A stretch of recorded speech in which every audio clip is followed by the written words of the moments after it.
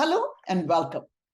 Today, it's my pleasure to introduce to the Lokvani community Dr. Preeta Banerjee, who is the Hindu chaplain at Tufts University.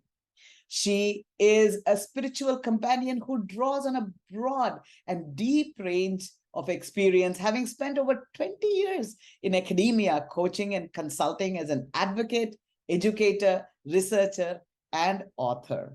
Her passion lies in creating brave spaces at the intersection of contemplation, activism, and healing, and deepening in interreligious manyness from a lens rooted in bhakti, jnana, karma, and Raja Yoga. She wears many hats, and she is the founding member of the North American Hindu Chaplains Association and several other wonderful organizations that she is part of.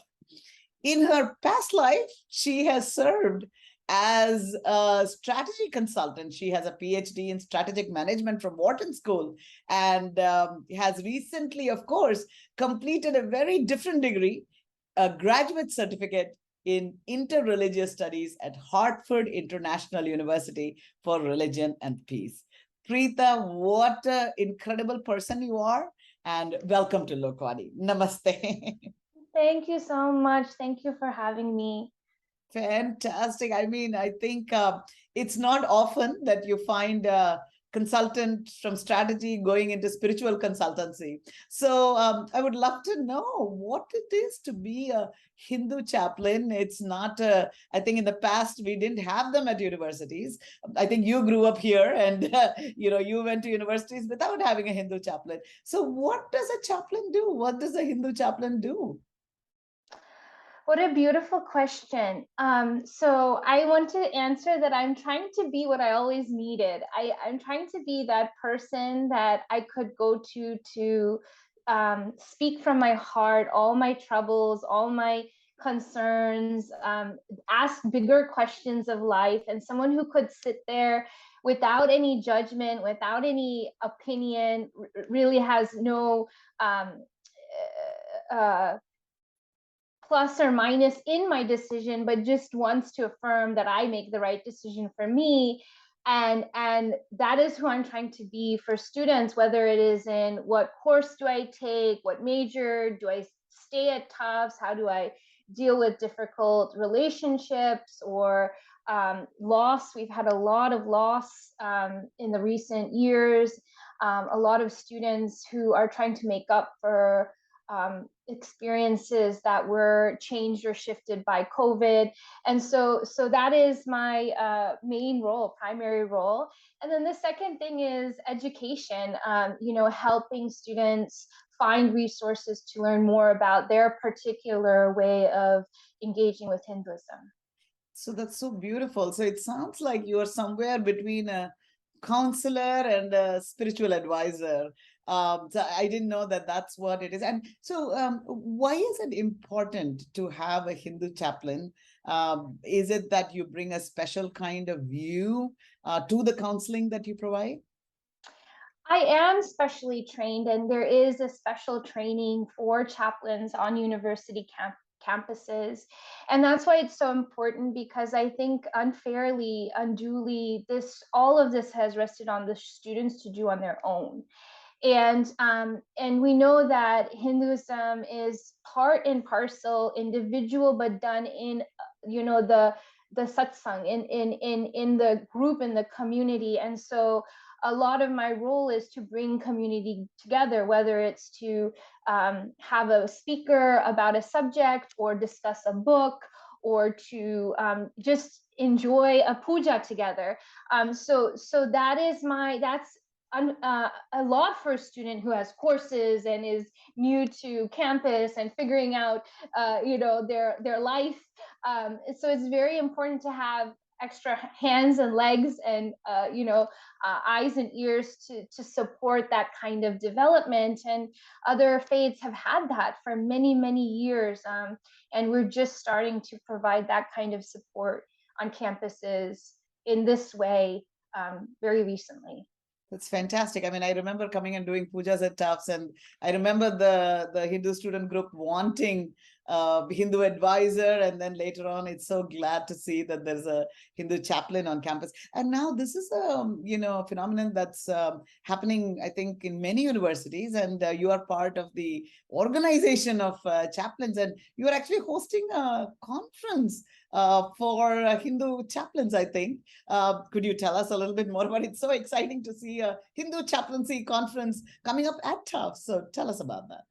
Thank you. Yes, it's so exciting. I'm very grateful to Tufts, as well as all our sponsors, including Harvard, HIU, Hartford International University, Yale, Babson, the Chaplaincy Innovation Lab at Brandeis, Princeton, and Auburn Theological Seminary, among others. And all of them are supporting our exploration of this kind of spiritual caregiving on campus. So it's not just for Hindu chaplains, but people who are interested in supporting Hindu chaplaincy. And all those interreligious studies and people who are working with Hindu population, the topics we have are so exciting. We have our two keynotes. It's Saturday and Sunday, November 12th and 13th. It's also hybrid, but also in person at Tufts, our first in-person meeting, our third year in conference. So the speakers are Dr. Khyati Joshi, who is amazing intellectual on social science and community connections that inform policymakers, educators, and everyday people about race, religion, and immigration in the 21st century America. And Dr. Melissa Wood Bartholomew, who is a PhD, JD, MDiv, MSW, and Associate Dean for Diversity, Inclusion, and Belonging at Harvard Divinity School. Melissa in particular is going to be speaking about restorative justice, which is very much more in line. It's very much in what our indigenous ways of justice were, like being in community, being in circle, discerning. You would come to the court, you would talk it through. It wasn't this right, wrong, because dharmically, is it right? Is it wrong? Who knows, right? So this way of justice, which Dr. Melissa Wood Bartholomew will be speaking about, is a great example and something we can discuss and talk about together. And Dr. Joshi will be talking about white Christian privilege and how on universities we can support our other faiths, and is an expert on policy, as I spoke, and things to support our multi-faith ways of being. It's so exciting to hear, that the chaplains are actually coming together. I think religions should be bringing happiness and peace and togetherness. And I think the chaplains serve a big role in that part, especially I think as you're working with young minds who are, coming into the university and probably are learning a lot and, trying to find themselves. And I'd like to ask you that. I know that you're talking to a lot of Hindu and non-Hindu children, but I was thinking about Indian children in general. Our audience here is Indian. So what kind of mindset do you think they are coming with, and what are they trying to gain while that they are at the university, and how are they bridging between their own, spirituality, their own backgrounds, and what they see at the university? Yes, it's two different operating systems that are the Western university and the I would say Eastern, but they're now mixed, but the dharmic way, where one is almost has a false dichotomy of it's secular. And what we do understand is it's a spectrum. Like it's not really, is it secular or spiritual? Math, architecture, sculpture, poetry, dance, it's all spiritual. And so it's just what level of meaning do you make on it? And we know in our training that we should look at things not just at the form, the elemental adibudika form, but also at the function or meaning, and then in the absolute philosophical sense. So everything can have these layers of meaning. And so you need to sit with someone who's trained to ask those questions, because, for example, you might see something happen and it's like, oh, it's a coincidence. And so then you just take it at face value. But if you sit with it and it's and it's staying with you. With a lot of students, things stay with them, and they don't know, they're feeling a lot of tension. So then if you explore, why is this causing you tension, why is it sitting with you, then you go to the second level, and you can get more meaning that, oh, maybe this is a messenger for me. And then the third level of, really, I am going to be in service. That yoga, the karma yoga, that I am doing things in service. I'm aligning my will with the will of the divine or universe. Then you get to that third level. And some students get there, and it's amazing, but you need support. You need someone to anchor you as you explore, that keeps you present. And helps you structure that time. We have 30 minutes, we have 45 minutes, we have an hour. We can meet weekly and do this kind of exploration. So yes, that's why what I think they're seeking is deeper levels of meaning making. So when you see the students who are coming, do they have a firm grounding in scriptures? I'm talking about Hindu students, or there's a widespread. Would you say most of them don't, or do you think they do? So widespread, very widespread, and it doesn't have a causation or correlation to if they see me. So there are those who are very well read, very grounded. Some of them don't see me, some of them do see me. There are some who have no grounding, maybe they're third generation, and some of them see me, some of them don't see me. I think there's no correlation to who will be seeking out a chaplain, but I think if there is that person, as families, it's good to know who that person is as a resource, especially if they're things that need to be explained to administration who don't understand, like that there might be individual fasting days, there might be individual, because they look for like more systemic, like, oh, everyone's fasting at this time. And sometimes with our local religious preferences or ways of observing, you need those accommodations. So usually a Hindu chaplain can help you with those, or can help explain to the administration, or create the environment where a puja can happen or a gathering can happen, can get the resources and make that happen. My position, as you mentioned, is through student advocacy. The students at Tufts wanted advisor, and then I did the training, which included a theological degree, as you mentioned, and a type of professional training called clinical pastoral education. And then I became a full chaplain. But just having a person on campus advocating for that is a wonderful first step if your university doesn't have that. And Diwali is coming up. Yes. So I know that, so you're telling me that if a child wants to maybe come home for Diwali and there's an exam, there might be a way that we can actually work in, and we don't need to ignore Diwali as a holiday. Is that what you're saying? Yes, nor should we. These are, again, Dr. Joshi will be speaking about these. These are privileges that are automatically assumed in our calendar year. We get Christmas off, right? And so these are things that students can, as within, so without. So as we start to honor ourselves and what's important to us, the world will start to honor and respect themselves too. And so by doing that and not throwing away things that are by lunar cycles or by particular months and seasons, just for convenience or what is allowed, I think we have to navigate that, and we're doing it. There are many universities who give half days or give exemptions, or are able to give that permission. That is beautiful. I think it's really wonderful to be at American universities, which are often very, very supportive. I remember there was a Stanford student I had heard who, was performing rituals every day, and Hindu rituals, and I'm told that they were very supportive. So I think that it is a great thing. And I think what you said is we don't often make use of that. And I think this is wonderful that you're saying that. I think every parent, as their child is going off to college, should encourage them to not be afraid to celebrate who they are, and you are in fact encouraging them to be connected to their Hindu roots, if that's what they are belonging to. Am I right about that?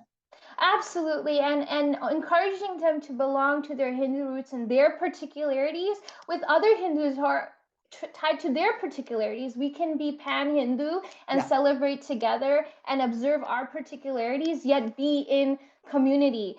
It doesn't have to be a lonely endeavor.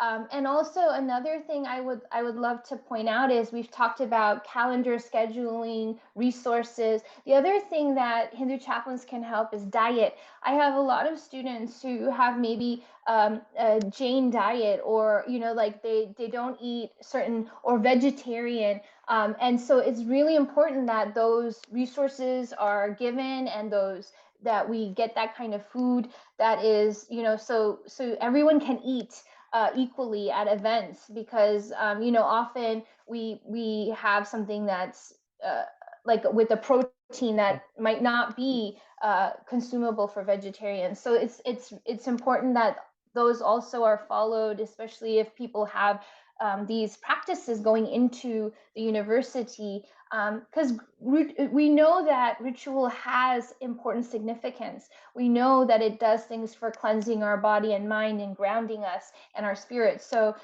it's important to honor. Beautiful, beautiful. Speaking of diet, I mean, it's wonderful. When I came to this country, I remember finding it very hard to find vegetarian food at events. And now the world is going towards this, plant-based and veganism and all of that. So I think some of our traditions are becoming mainstream, and hence it's becoming easier. But very interesting to hear that there are people with Jain food habits and others, and that they are continuing that at the university, and that the university is supportive of it. I'm so happy to hear. So again, to all our viewers, if your child is in a university and has special interests, I think there's no harm. I think I'm hearing that from you, Preeta, for them to pursue that and stay with that. I have one other question for you. Is every kid here, every parent wants, Indian parent is often pushing towards STEM subjects. And I'm a STEM person, you are a STEM person, and it's very important. Those are beautiful things. How did you transition from that into going into chaplaincy? And if students want to study religion, what advice would you have for them? Oh, thank you for that question. So again, this is the navigating of a siloed, false dichotomy of science versus spirituality, right?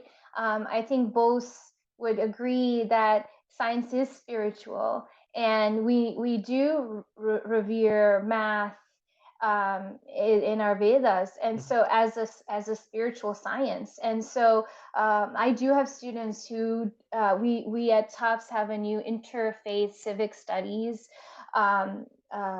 major, and I also have students who cross like philosophy and physics, and so they're not, while in the university they're siloed. You definitely can do both, and it just takes a little bit of support and navigating courses to explore things in this way, which is more aligned to, I think, dharmic views, that there's not this separation between the pursuit of our faith, which can be very scientific. I think Yogananda also saw it as a science, and the spiritual as well. Yeah. And so was it just one morning that you decided to quit your job and become a chaplain? No, because these words are not familiar to us, right, Ranjani? I mean, like I was up for promotion at Deloitte. I led tech, media, and telecom thought leadership for all of the U.S., and I'd grown my team from 1 to 15. And I was sitting there, and it was called, like, I was in a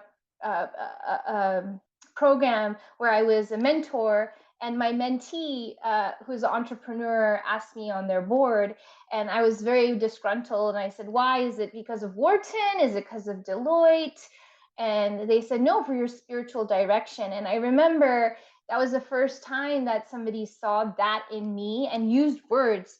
We don't have those words, right? We don't say, we say Saki, right? Like, or we know the story of Krishna and Arjuna, but we don't realize that Krishna is us. Like there's Krishna in us that can be with Arjuna and another person, or we are Arjuna and we need Krishna in a person, and we need that kind of support to, in hard decisions and hard moments, we need each other. And so I heard that was the first time, and then the second time I heard it, so it was called out of me, and then the second time was I was doing a DEI, diversity, equity, and inclusion workshop at MIT for 250 HR professionals. And at that time, I met the university chaplain at MIT and was asked, have you ever thought about chaplaincy? And that's the first time I had heard about chaplaincy. And so I asked, what is it? And then here I am. Some years later, so it's not something we know about. So that's why I invite everybody to our conference to learn about it, whether you feel it's calling you as it called me, or whether you want to advocate and be an ally to support it. We need your support. Right now, most Hindu chaplains are volunteer, and we're trying to professionalize it and make it paid and supported. And so that needs community support and understanding and education. And so we'll do it together. That is fantastic. And so we can actually, this conference can be attended to via Zoom and Yes. in person as well. So Yes. maybe we'll put a little QR code on this video so people can go to the website and take a look at it, and if they can sign on. And I think that will be a really, really wonderful experience, because I think it's not just about policy. You're going to talk about, I heard Viveka, right? It's about wisdom. Yes. So I said that's something that we all can surely understand, surely tied to discern. Well, Preeta, it's such an honor to talk to you. And any final words for our Lokvani South Asian audience, many of whom are parents of children who would like to go to college or already in college? Oh no, I just wish peace for all of us. May peace be with us all in whatever we pursue and however which way we pursue it. I know it's a very tense time to get into universities, to be a part of universities, to graduate from universities and come into the professional world. And I just wish everyone peace in that journey, that everything is with the guidance of the universe, and may we recognize that in all our individual ways. Beautiful, beautiful. And I think now that people know there is chaplaincies that they can go to, I hope that the children will have a more peaceful journey during their stressful, I don't know, MCAT times or whatever else that they are doing. So thank you, Preeta. And maybe you are beginning something, and in the future, there might be many more chaplains of Hindu origin at universities. And we look forward to that moment when, and at that time, we will say there was Preeta who started this organization. So thank you for being a foundation stone for such a endeavor. And we look forward to the conference and all that you are accomplishing. Thank you, Preeta, for your time. Namaste. Thank you.